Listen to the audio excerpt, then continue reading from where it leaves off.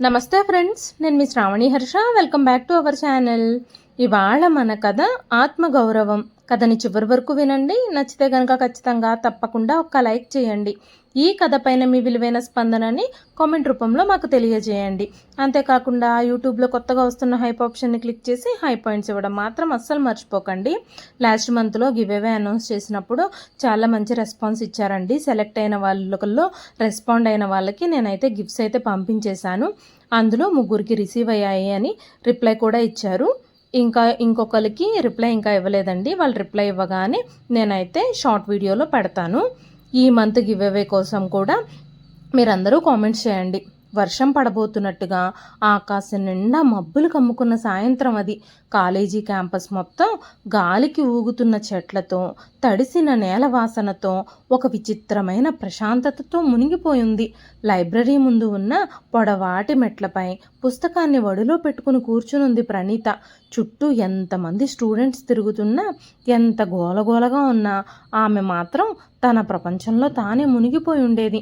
ఆమె ముఖంలో ఎప్పుడూ ఒక ప్రశాంతత ఉండేది.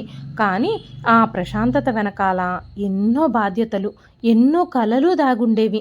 ప్రణీత చిన్నప్పటి నుంచి చాలా కష్టాల్లో పెరిగింది. ఆమె తండ్రి చిన్న ప్రభుత్వ ఉద్యోగి.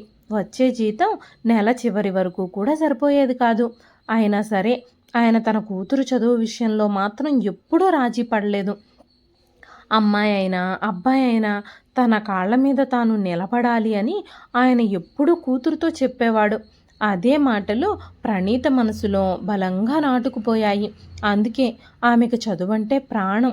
తన జీవితంలో ఒకరోజు మంచి స్థాయికి వెళ్ళాలి అని ఆమె ఎప్పుడూ కలలు కంటూ ఉండేది. ఆ రోజు కాలేజీలో ప్రజెంటేషన్ కాంపిటీషన్ జరిగింది. స్టేజ్ మీద నిలబడి ఒక్క నోట్ కూడా చూడకుండా ధైర్యంగా మాట్లాడుతున్న ప్రణీతని చూస్తూ అందరూ ఆశ్చర్యపోయారు. ఆ హాల్ చివరి వరుసలో కూర్చున్న ఆకాష్ కూడా అలాగే చూస్తూ ఉన్నాడు. మొదట్లో అతనికి ఆమెపై కేవలం ఆసక్తి మాత్రమే ఉండేది. కానీ ఆమె మాట్లాడే తీరు, ఆత్మవిశ్వాసం, కళ్ళల్లో కనిపించే నిజాయితీ అన్నీ అతన్ని ఆకర్షించాయి.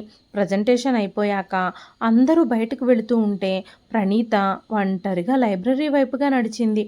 ఆకాష్ ఆమె వెనకాలే వెళ్ళాడు. ఆమె పుస్తకం తీసుకునే ప్రయత్నంలో పై షెల్ఫ్ అందక ఇబ్బంది పడుతూ ఉండగా అతను ముందుకొచ్చి పుస్తకం తీసిచ్చాడు. థ్యాంక్ యూ అని చిన్నగా చెప్పి వెళ్ళిపోవాలని చూసింది ఆమె. ఒక్క నిమిషం అన్నాడు ఆకాష్. ఆమె వెనక్కి తిరిగి చూసింది. నువ్వు చాలా బాగా మాట్లాడావు కాంపిటీషన్లో అన్నాడు. అందరూ అదే చెప్పారు అంది సాధారణంగా ప్రణీత. కానీ నేను నిజంగా చెబుతున్నాను అన్నాడు ఆకాష్. ప్రణీత అతన్ని ఒక్కసారి చూసి చిన్నగా నవ్వింది. సరే, ఇప్పుడిక నేను వెళ్ళొచ్చా అంది. ఆ నవ్వు ఆకాష్ మనసులో నిలిచిపోయింది. ఆ రోజు నుంచి అతనికి కొత్త అలవాటు మొదలైంది. కాలేజీకి వచ్చినప్పుడల్లా ముందుగా ప్రణీత ఎక్కడుందా అని వెతికేవాడు. క్యాంటీన్లో కనిపిస్తే దూరంగా కూర్చొని చూస్తూ ఉండేవాడు. లైబ్రరీలో కనిపిస్తే ఏదో ఒక కారణం చెప్పి మాట్లాడేందుకు ప్రయత్నించేవాడు. మొదట్లో ప్రణీత అతన్ని పెద్దగా పట్టించుకోలేదు. ఎందుకంటే ఆకాష్ అందరితో చాలా ఫ్రెండ్లీగా ఉండేవాడు. కాలేజ్లో అతనికి చాలా మంచి పేరుంది. ఫ్రెండ్స్ గుంపు తన చుట్టూ ఎప్పుడూ తిరుగుతూ ఉండేది. క్రికెట్ మ్యాచ్లు, ఫెస్టివల్స్ అన్నీ తనే ఆర్గనైజ్ చేసేవాడు. ఎప్పుడు చూసినా అతని చుట్టూ జనమే ఉండేవారు. అలాంటి అబ్బాయిల మీద ప్రణీతకి పెద్దగా నమ్మకం ఉండేది కాదు. కానీ ఆకాష్ మాత్రం నిజంగానే ఆమెను ప్రేమించడం మొదలుపెట్టాడు. ఒకరోజు వర్షం పడుతూ ఉండగా ఇద్దరూ కాలేజీ బిల్డింగ్ వరండాలో నిలబడున్నారు. చల్లని గాలి బలంగా వీస్తోంది. ప్రణీత జుట్టు ముఖం మీదకి వస్తూ ఉంటే ఆమె తన చేతితో ఆ జుట్టుని సరిచేసుకుంటూ ఉంది. నీకో విషయం తెలుసా అన్నాడు ఆకాష్ నెమ్మదిగా. ఏమిటి అంది ప్రణీత. నువ్వు నవ్వితే చాలా బాగుంటావు. ప్రణీత కొంచెం అసహజంగా అతని వైపు చూసింది. నాతో మాట్లాడడానికి మీరు కారణం వెతుకుతున్నారా అంది. లేదు, నీతో మాట్లాడకపోతే నాకు రోజే పూర్తయినట్టు అనిపించడం లేదు అన్నాడు ఆకాష్.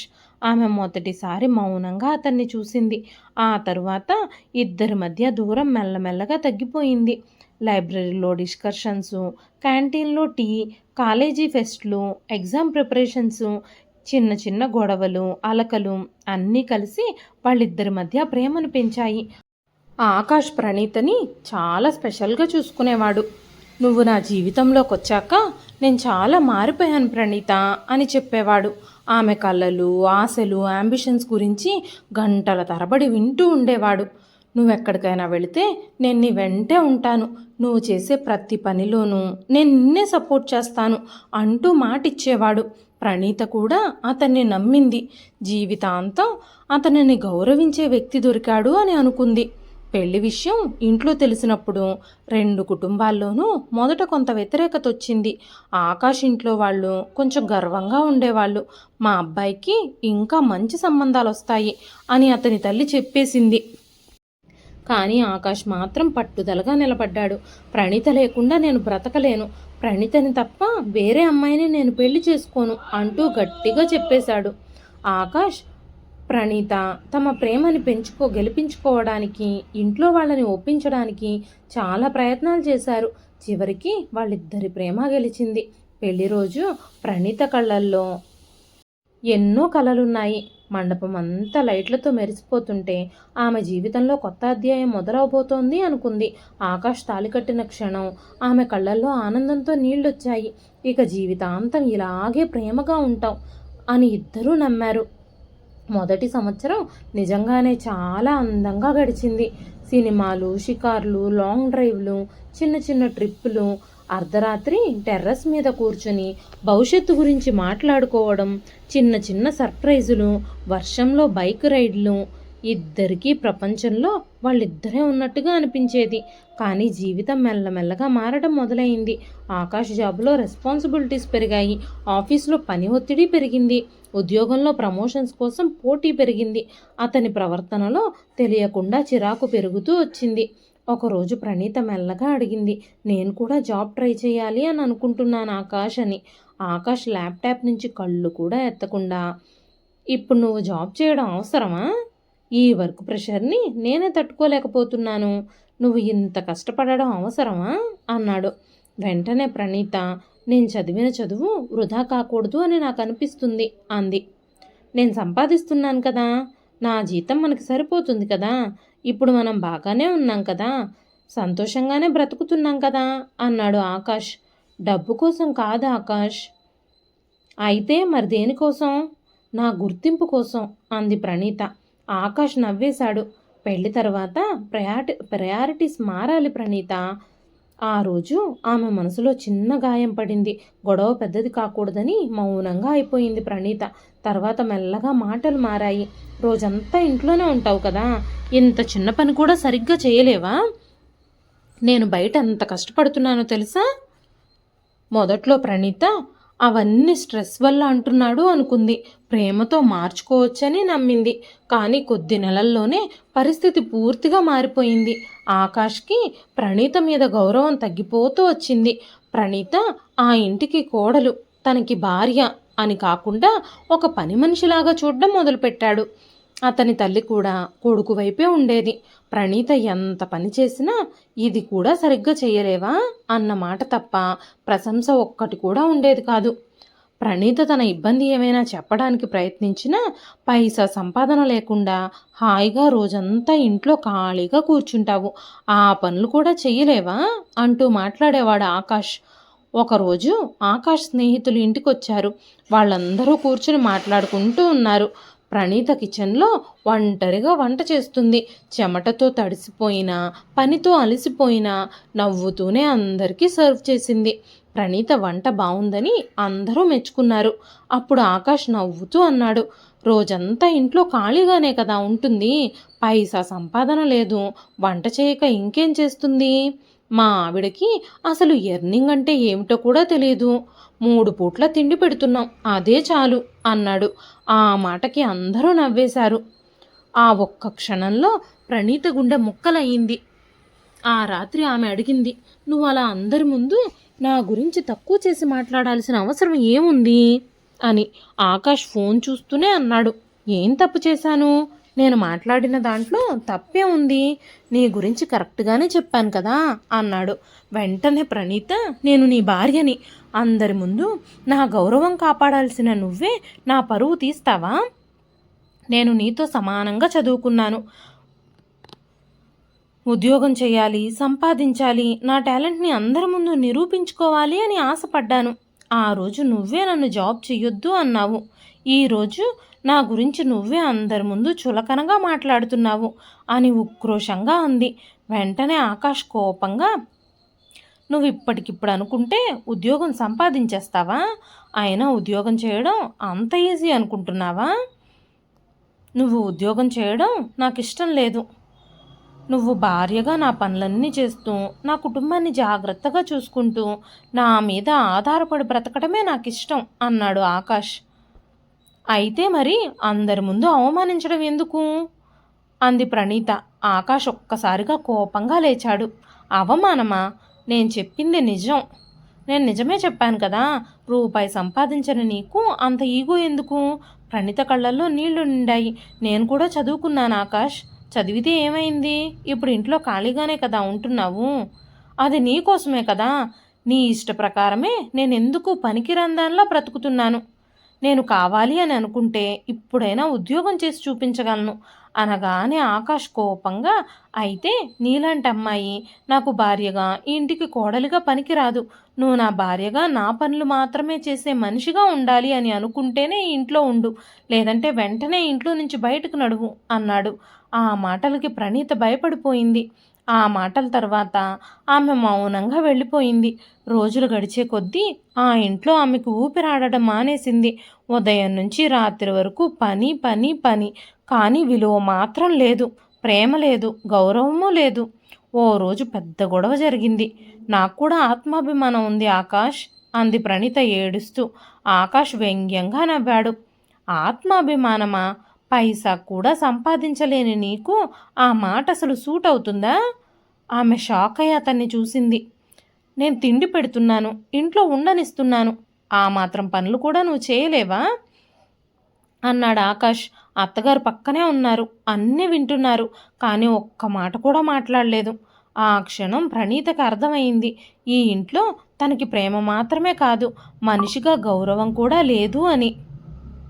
ఆ రాత్రి అందరూ నిద్రపోయాక ఆమె తన కబ్బోర్డు తెరిచింది. కొన్ని బట్టలు, సర్టిఫికెట్స్ తీసుకుంది. పెళ్లి ఫోటోని ఒక్కసారి తడిమి చూసింది. ఆ ఫోటోలో నవ్వుతున్న అమ్మాయి ఇప్పుడు ఎక్కడో కనిపించకుండా పోయింది. నిశ్శబ్దంగా తలుపు తెరిచి బయటకు నడిచింది.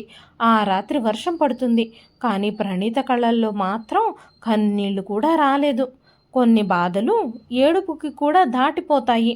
రోడ్డు మీద వర్షపు నీళ్లు చిన్న చిన్న ప్రవాహాల్లా పారుతున్నాయి. రాత్రి దాదాపుగా 12 దాటిపోయింది. చేతిలో ఒక బ్యాగు, గుండెల్లో విరిగిపోయిన జీవితంతో ప్రణీత ఒంటరిగా నడుస్తుంది. ఎక్కడికి వెళ్లాలో కూడా పూర్తిగా తెలియడం లేదు. కానీ ఒక విషయం మాత్రం స్పష్టంగా అర్థమైంది, ఇక ఆ ఇంట్లో ఒక్క క్షణం కూడా ఉండలేను అని. ఫోన్ తీసుకొని చాలాసేపు చూస్తూ నిలబడిపోయింది. చివరికి ఒక నెంబర్కి కాల్ చేసింది. హలో ప్రణీ అంటూ అటువైపు నుంచి అప్పుడే నిద్రలేచిన గొంతు వినిపించింది. ఆ ఒక్క పలకరింపు విన్న క్షణంలోనే ప్రణీత గొంతు వణికిపోయింది. స్నేహ అంది. ఏమైందే, నువ్వేడుస్తున్నావా? కొన్ని క్షణాలు మాట్లాడలేక మౌనంగా నిలబడిపోయింది ప్రణీత. తర్వాత ఒక్కసారిగా గొంతు విరిగిపోయింది. నేను ఇంటి నుంచి బయటకు వచ్చేసానే. అటువైపు కొన్ని సెకండ్ల నిశ్శబ్దం. ఎక్కడున్నావు నువ్విప్పుడు? తెలీదు అంది ప్రణీత. అక్కడే ఉండు, నేనే వస్తున్నాను. స్నేహ కాలేజీ రోజుల నుంచి ప్రణీతకి అత్యంత దగ్గర స్నేహితురాలు. వాళ్ళిద్దరూ ఒకే హాస్టల్లో ఉండేవారు. ప్రణీత జీవితంలో జరిగిన ప్రతి విషయమూ తెలిసిన వ్యక్తే స్నేహ. పెళ్లి తర్వాత కూడా చాలాసార్లు ప్రణీత బాధని గుర్తించింది. కానీ అన్నీ సర్దుకుంటాయి అని నమ్ముతూ వచ్చిన ప్రణీత ఈ స్థాయికి వచ్చేస్తుందని మాత్రం ఊహించలేదు. అర్ధగంట తరువాత ఒక క్యాబ్ తన ఎదురుగా వచ్చి ఆగింది. దానిలో నుంచి దిగిన స్నేహ పరిగెత్తుకుంటూ వచ్చి ప్రణీతని హత్తుకుంది. ఏమైందిరా? అప్పటి వరకు గట్టిగా నిలబడిన ప్రణీత ఒక్కసారిగా చిన్న పిల్లలాగా ఏడ్చేసింది. ఆ రాత్రి స్నేహ ప్రణీతని తన ఫ్లాట్కి తీసుకెళ్ళింది. చిన్న డబుల్ బెడ్రూమ్ అపార్ట్మెంట్ అది. కానీ ఆ ఇంట్లో ఉన్న ప్రశాంతత, గౌరవం, ఆప్యాయత ప్రణీతకి చాలా రోజుల తర్వాత ఊపిరి పీల్చుకుంటున్నట్టుగా అనిపించింది. ఇప్పుడిక ఏం చేయాలనుకుంటున్నావు అని స్నేహ అడిగింది.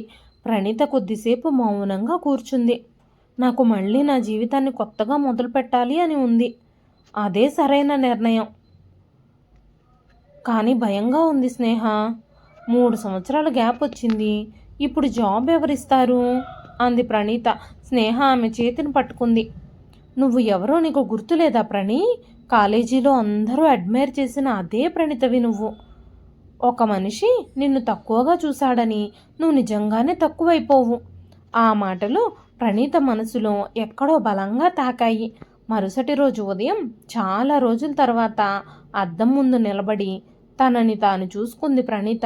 కళ్ళ కింద నల్లటి వలయాలు, అలసిపోయిన ముఖం, కానీ లోపలెక్కడో ఇంకా చచ్చిపోయిన ధైర్యం బ్రతికే కనిపించింది. ఆ రోజు నుంచి ఆమె కొత్త జీవితం మొదలైంది. ఉదయం లేచి రెజ్యూమ్స్ పంపడం, ఇంటర్వ్యూలు అటెండ్ అవ్వడం, రిజెక్షన్ మెయిల్స్ చదవడం, మళ్ళీ ప్రయత్నించడం.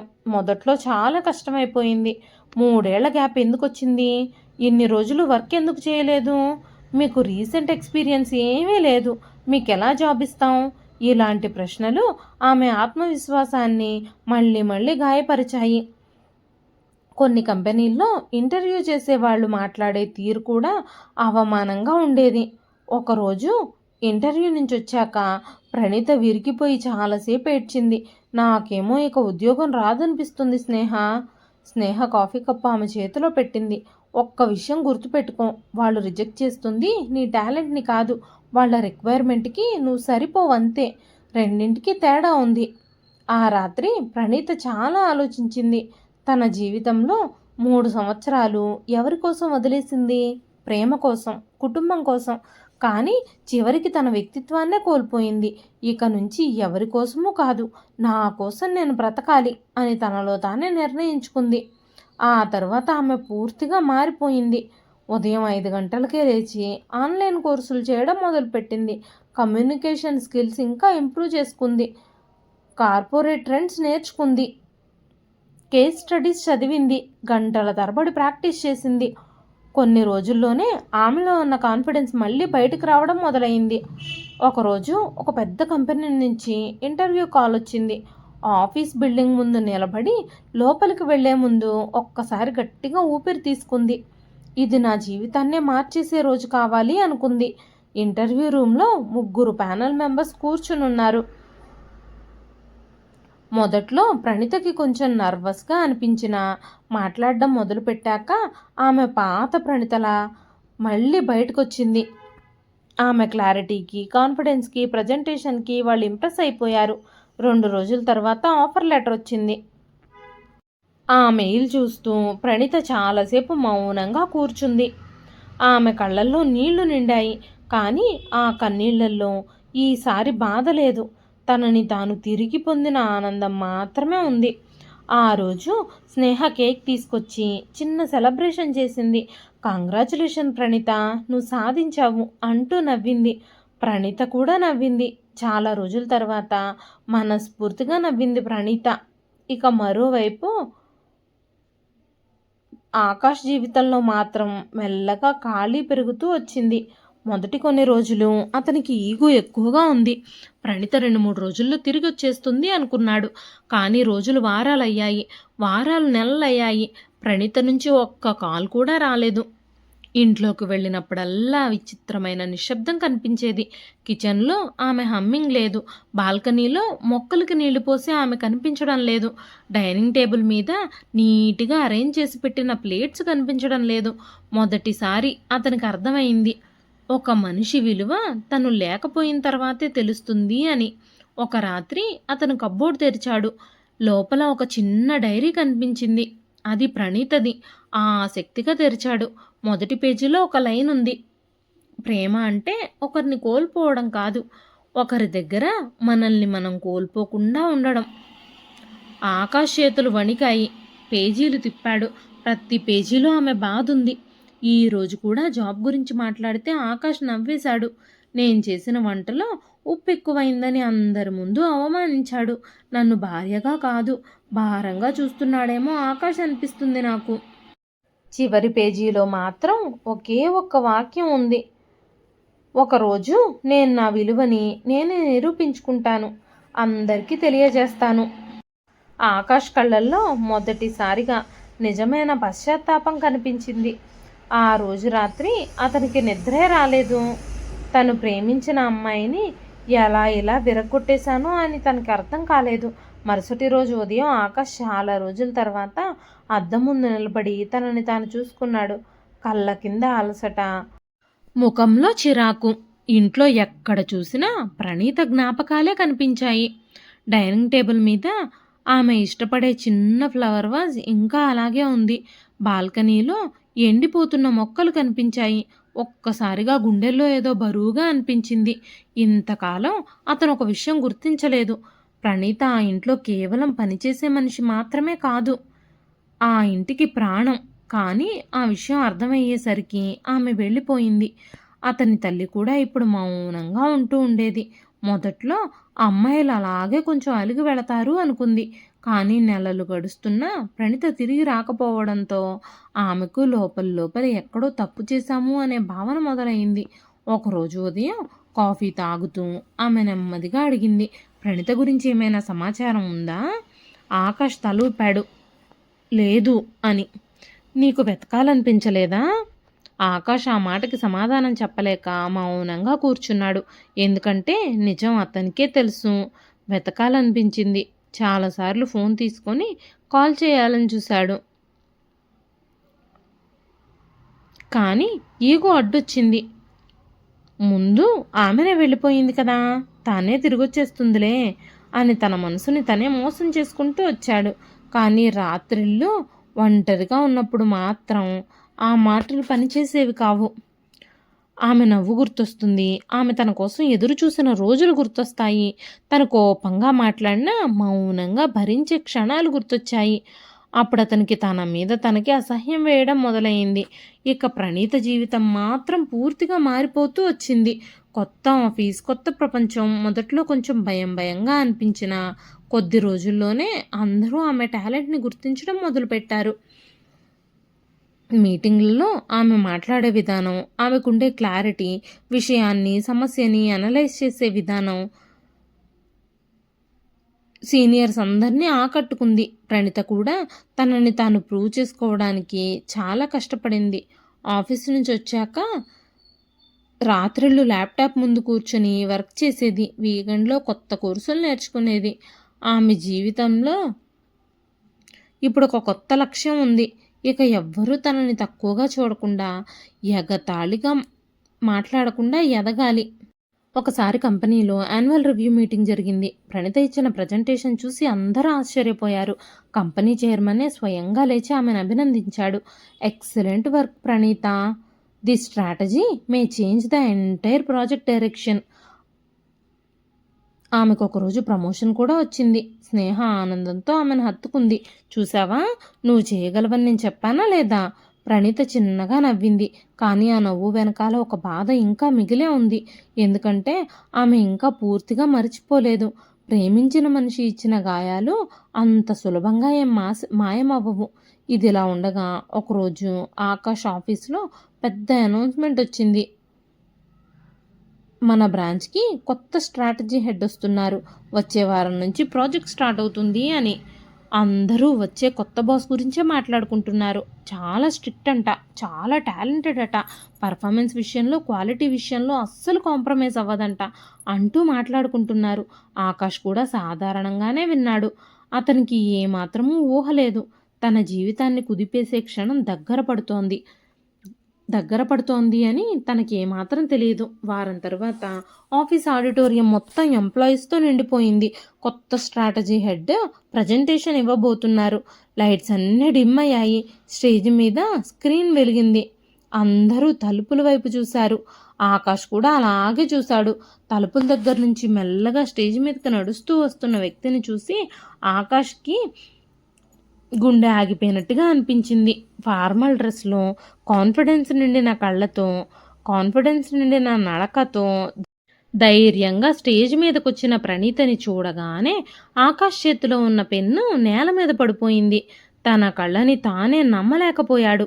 ఇది కళ, నిజమా? అర్థమే కాలేదు తనకి. ఒకప్పుడు తన ముందు మౌనంగా నిలబడి కన్నీళ్లు పెట్టుకున్న అమ్మాయి ఇప్పుడు వందల మంది ముందు స్టేజ్ మీద నిలబడుంది. ఆమె ప్రశాంతంగా మాట్లాడడం మొదలుపెట్టింది. గంభీరమైన ఆమె గొంతు ఆడిటోరియం అంతా మారుమోగింది. సక్సెస్ అనేది ఓవర్ నైట్లో వచ్చే విషయం కాదు. చాలాసార్లు మనల్ని తక్కువగా చూపిన పరిస్థితులే మనల్ని బలంగా మారుస్తాయి. ఆ మాట విన్న క్షణం ఆకాష్ గుండెల్లో ఏదో బలంగా తాకింది. ప్రణీత ప్రజెంటేషన్ మొదలుపెట్టింది.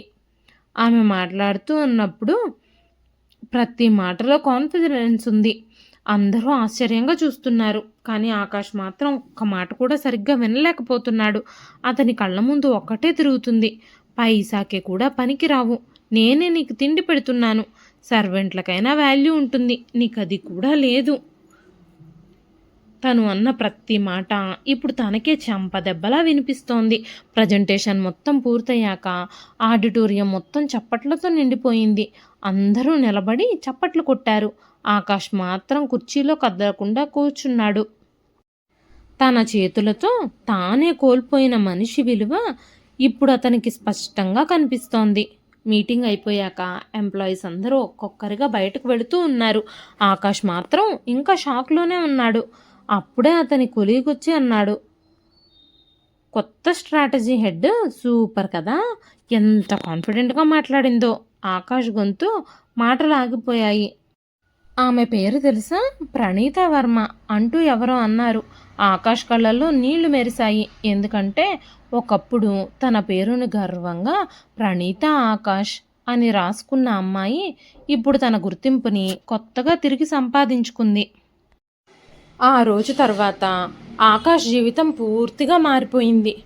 ఆఫీస్కి వచ్చిన ప్రతిసారి కారిడార్లో ఎక్కడైనా ప్రణీత కనిపిస్తుందేమోనని అనుకోకుండా వెతకడం మొదలుపెట్టాడు.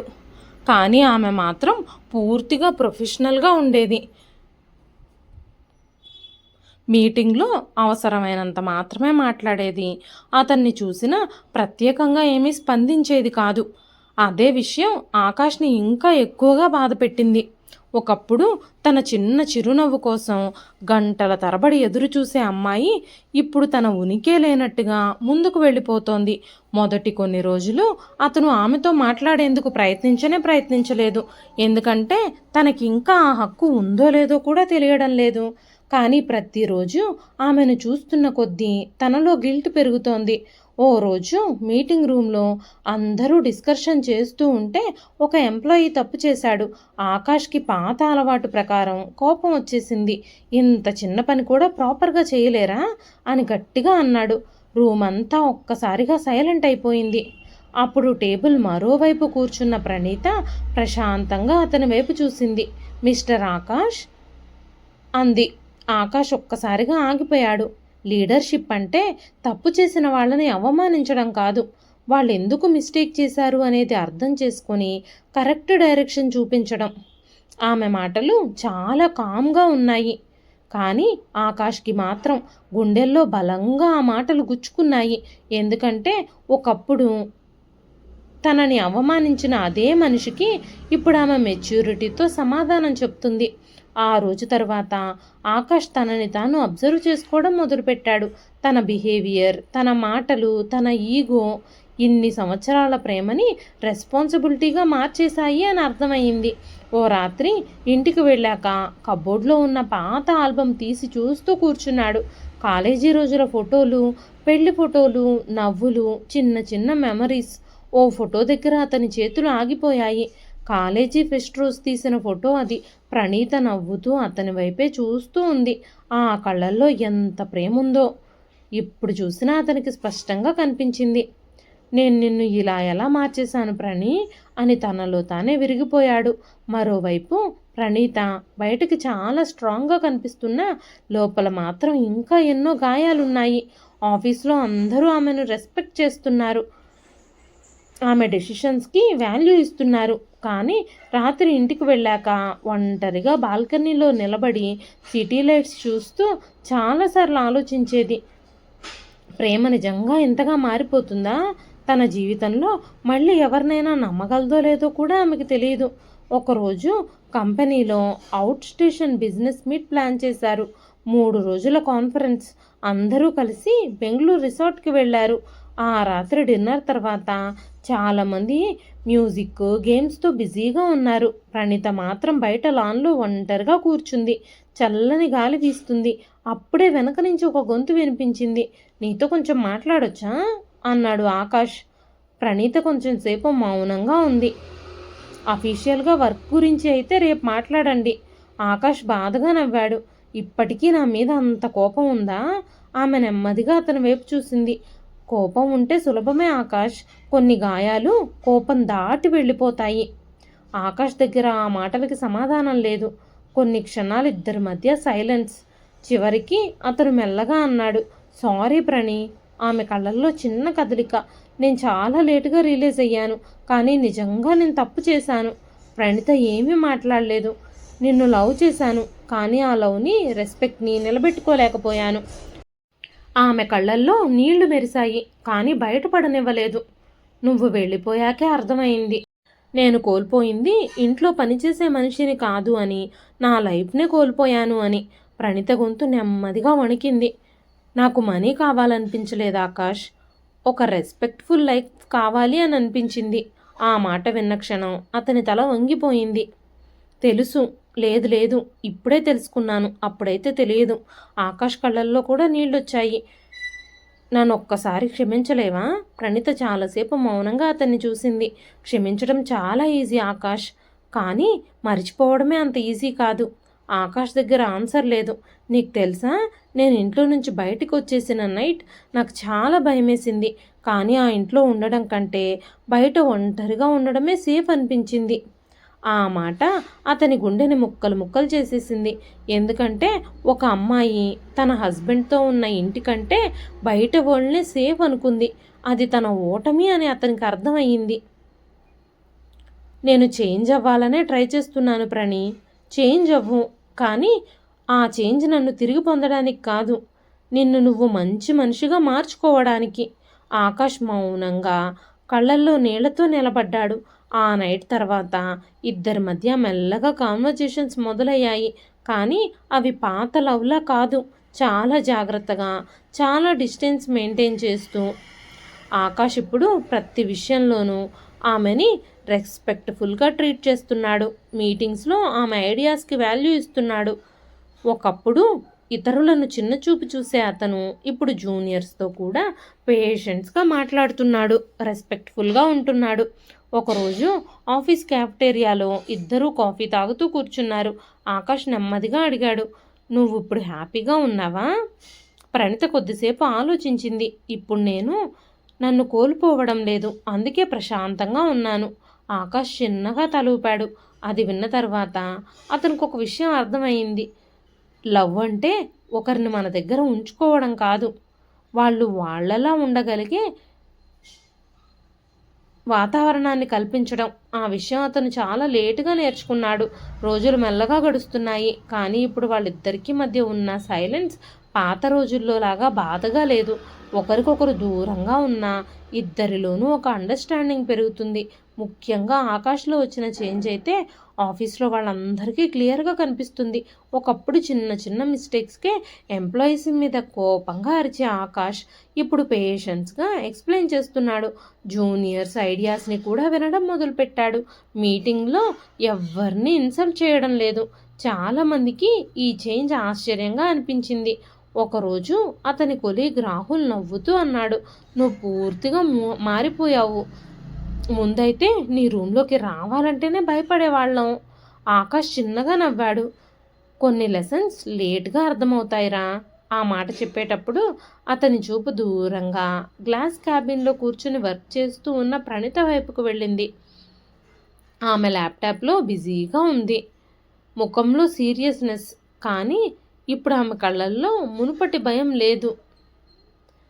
ఎవరి అప్రూవల్ కోసం ఎదురు చూడని ప్రశాంతత మాత్రమే ఉంది. ఆకాష్ చాలాసార్లు ఆమెను అలాగే చూస్తూ ఉండిపోయాడు. ఒకప్పుడు తన కోసం బ్రతికిన అమ్మాయి ఇప్పుడు తన కోసం తానే బ్రతకడం నేర్చుకుంటుంది. అదే అతనికి ప్రౌడ్గా కూడా అనిపించేది. ఇదిలా ఉండగా ఒకరోజు ఆకాష్ వాళ్ళ అమ్మగారికి అకస్మాత్తుగా అనారోగ్యానికి గురయ్యారు. రాత్రి సడన్గా బీపీ పడిపోవడంతో హాస్పిటల్లో అడ్మిట్ చేశారు. ఆకాష్ చాలా టెన్షన్లో ఉన్నాడు. హాస్పిటల్ కారిడార్లో ఒంటరిగా అటు ఇటు తిరుగుతున్నాడు. డాక్టర్స్ ఇచ్చే రిపోర్ట్స్ కోసం వెయిట్ చేస్తూ ఉన్నాడు. ఆ సమయంలో ఒక్కసారిగా వెనక నుంచి ఒక పరిచయమైన గొంతు వినిపించింది. ఆకాష్ అని.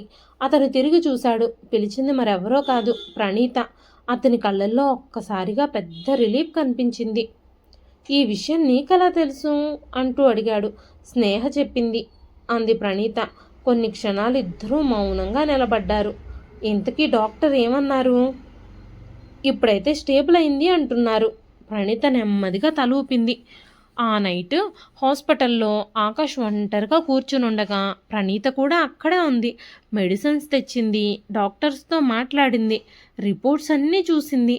ఆమెను అలా చూస్తూ ఉంటే ఆకాష్ గుండెల్లో గిల్ట్ మరింత పెరిగింది. ఇంత బాధ పెట్టిన తర్వాత కూడా ఈ అమ్మాయి హ్యుమానిటీ మాత్రం మారలేదు. కొద్దిసేపటికి ఆకాష్ వాళ్ళ అమ్మగారు కళ్ళు తెరిచారు. బెడ్ పక్కన నిలబడి ఉన్న ప్రణీతని చూసి ఆశ్చర్యపోయారు. ప్రణీత వెంటనే దగ్గరకు వెళ్ళింది. ఎలా ఉన్నారు అత్తయ్య గారు అంటూ అడిగింది. ఆమె గొంతులో పాత ఆప్యాయతే ఉంది. ఆకాష్ వాళ్ళ అమ్మ కళ్ళల్లో నీళ్లు తిరిగాయి. నన్ను క్షమించమ్మా. ఒక్కసారి మౌనంగా అయిపోయింది ప్రణీత. అన్నీ చూస్తూ కూడా నేనెప్పుడూ నీ వైపు మాట్లాడలేదు. తల్లిగా నా కొడుకునే సమర్థించాను. కానీ ఒక ఆడపిల్ల మనసు ఎంత ముక్కలవుతుందో నా మాటల వల్ల నేను అర్థం చేసుకోలేకపోయాను. ఆమె చేతులు వణుకుతున్నాయి. నువ్వు వెళ్ళిపోయాకే తెలిసింది ఇంట్లో వెలుగుపోయిందని. ప్రణీత కళ్ళల్లో కూడా నీళ్లు నిండాయి. ఎందుకంటే ఆ మాటలు ఆమె ఎన్నో రాత్రులు వినాలే అనుకుంది. కానీ ఇప్పుడు వినేసరికి గుండెల్లో దాచుకున్న పాత గాయాలు మళ్ళీ మెల్లగా తెరుచుకున్నాయి. నన్ను క్షమించగలవా అమ్మా అని అత్తగారు ఏడుస్తూ అడిగారు. ప్రణీత నెమ్మదిగా ఆమె చేతిని పట్టుకుంది. పాత విషయాలు వదిలేయండి అత్తయ్య గారు అని. కానీ ఆ మాట చెప్పేటప్పుడు ఆమె గొంతులోని బాధ మాత్రం దాచిపెట్టలేకపోయింది. ఆ నైటు హాస్పిటల్ బాల్కనీలోనే ఆకాష్ ఒంటరిగా నిలబడున్నాడు. కొద్దిసేపటికి ప్రణీత కూడా అక్కడికి వచ్చేసింది. కింద సిటీ లైట్స్ మెరుస్తున్నాయి. చల్లని గాలి వీస్తుంది. ఆకాష్ నెమ్మదిగా అన్నాడు, నువ్వింకా ఇంత మంచిగా ఎలా ఉండగలుగుతున్నావు ప్రణీ? ఆమె చిన్నగా నవ్వింది. కానీ ఆ నవ్వులో అలసటుంది. బాధపడిన వాళ్ళకి ఇంకొకళ్ళని బాధ పెట్టడం రాదు ఆకాష్. అతను మౌనంగా తల వంచుకున్నాడు. కొద్దిసేపటి తర్వాత చాలా జాగ్రత్తగా అడిగాడు, నువ్వు మళ్ళీ నా లైఫ్లోకి వస్తావనే హోప్ పెట్టుకోవచ్చా అని. ప్రణీత కళ్ళల్లో ఒక్కసారిగా నిశ్శబ్దం పెరిగింది. చాలాసేపు తను సమాధానమే చెప్పలేదు. తెలియదు ఆకాష్. అతని హృదయం ఒక్కసారిగా బరువెక్కింది. నేనిప్పుడు నిన్ను హేట్ చేయడం లేదు, కానీ ఒకసారి బ్రేక్ అయిన మనసు మళ్ళీ అదేలా అవ్వడానికి చాలా టైం పడుతుంది. ఆకాష్ మెల్లగా తలూపాడు. నేను వెయిట్ చేస్తాను అన్నాడు. వెయిట్ చెయ్యొద్దు అంది ప్రణీత. అతను ఆశ్చర్యంగా చూశాడు. ఎందుకు అన్నాడు.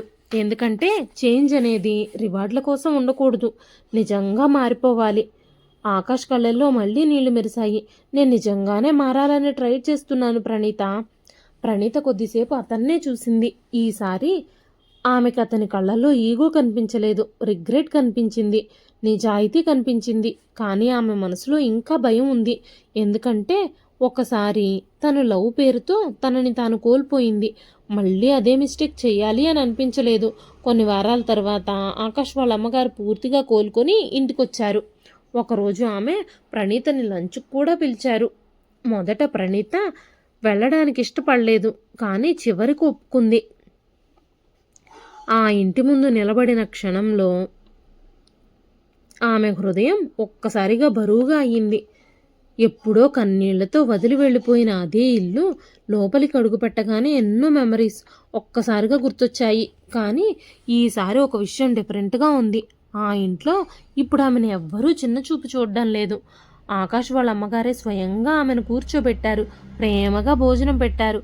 ఆకాష్ మాత్రం సైలెంట్గా దూరం నుంచి చూస్తున్నాడు. ఎందుకంటే ఇప్పుడు అతనికి అర్థమైంది, లవ్ని ఫోర్స్ చేయలేమని, రెస్పెక్ట్ని తిరిగి మనమే సంపాదించుకోవాలి.